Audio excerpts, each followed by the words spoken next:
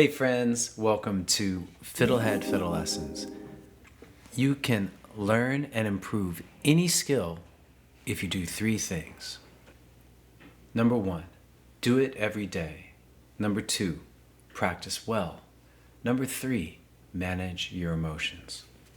When I say practice well, I mean deliberate practice. The idea is you intentionally refine very specific sub-skills. In this lesson, I'm going to give you a method for doing that.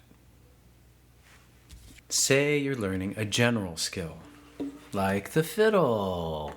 I call it a general skill because it really contains hundreds of sub-skills. So write down all of these sub-skills that you've already learned. I call that the master practice list, and it's a very helpful thing that everybody who's learning an instrument should do. Some examples of sub-skills on the violin would be a 1-octave scale,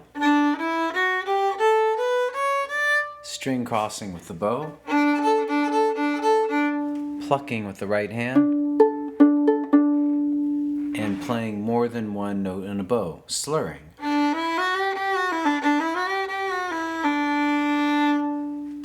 In addition to these sub-skills, write down all the tunes or pieces you've learned on that master practice list.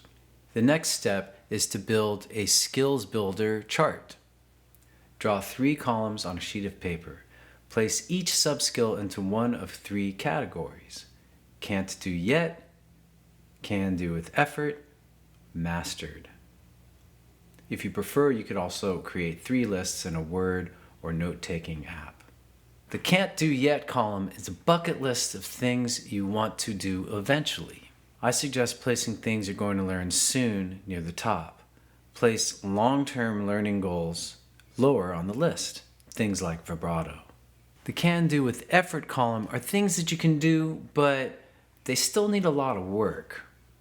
You have the basic gist of these skills, but they need refinement. In the refinement phase, you work on tuning, timing, tone, and flow.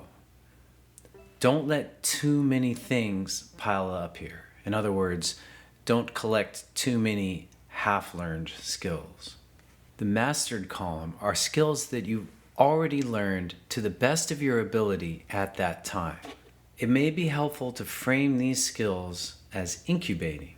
As your overall set of skills evolves, you want to return to already mastered things for further refinement. You'll now be able to practice that mastered skill in a new way, in new contexts. For example, let's say 2 months ago you mastered the skill of slur 2. You got it to the point where you really couldn't get it much better back then. Then you moved on to do some other things. You learned some new tunes. You learned Shady Grove. You learned a new tune. You learned Road to Lisden Verna. And then you learned a new scale, you learned E Dorian. So now with all this new information, you're in a place where maybe you could return to that previously mastered skill of slur 2, move it from that mastered column into the can do with effort column, and work on it some. Because now you have new things to work on it with. You can work on it with the tune Road to Lisden Verna, or with the E Dorian scale. So in this way, you can further refine that skill of slur 2.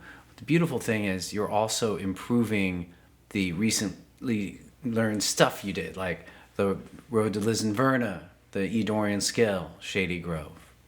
It's important to note that wherever you're at on your fiddle journey, there's always something in that can't do yet column. You're always learning. That's not a bad thing, that's a great thing. It's one of the best things about learning an instrument is that there's always something else to learn, another style, another technique, new song. The skills builder chart is kind of between a daily practice journal and a master practice list. A daily practice journal is where you just write down things you did today, and the purpose of that is so that when you practice tomorrow, you'll be able to go further, because you'll know what you struggled with today, tomorrow, and you'll be able to focus in on that without wasting a lot of time. So think of that as like a leaf on a tree. Every day there's a new leaf on the tree. Skills Builder shows you what you've been working on over a longer period of time, like a week or a month. Think of this as like a branch on a tree. And the idea is that it gives you a larger awareness of where you're at and where you're going. The master practice list is a simple summary of everything you've done and everything you might want to do in the future. Think of this as an evergreen tree that keeps growing. So I want to close this lesson by just talking about some tools you could use. Basically, you could use something very old school, like a simple sheet of paper with 3 columns using a pen. You could similarly use index cards and have all your skills on index cards. Like, here's an example, here's Kerfunken Jig. Let's consider that a skill. And then you could have a bulletin board and have your 3 columns on a bulletin board and just move the cards across the bulletin board as you advance. I use a digital note-taking app called Roam Research, but you could use anything along those lines like Google Docs or Microsoft Word, or even a spreadsheet to do the same thing. An advantage of that is that you can easily edit it. So just want to pull back and say something very important, very high level here, which is that the whole purpose of this is to make your practice fun and productive. I find it fun to be able to do this. I find it fun to see the progress I've made and be able to see like, wow, I know all these tunes and I've done all, and I can just easily go and learn, it's just for me fun. But if it's not fun for you, don't do it. Or take what you can from this lesson and do it in your own way. Students always come up with creative ways to do this. And so if you do, then let me know, because maybe I'll redo this lesson based on your idea. Okay, so thanks for watching. All the best to you. Go to FiddleHed.com for a progressive, step-by-step course outline, color-coded tabs, play-along tracks, sheet music, and much more. Thanks for watching the Videography. Excellent! And don't forget to subscribe. Thanks.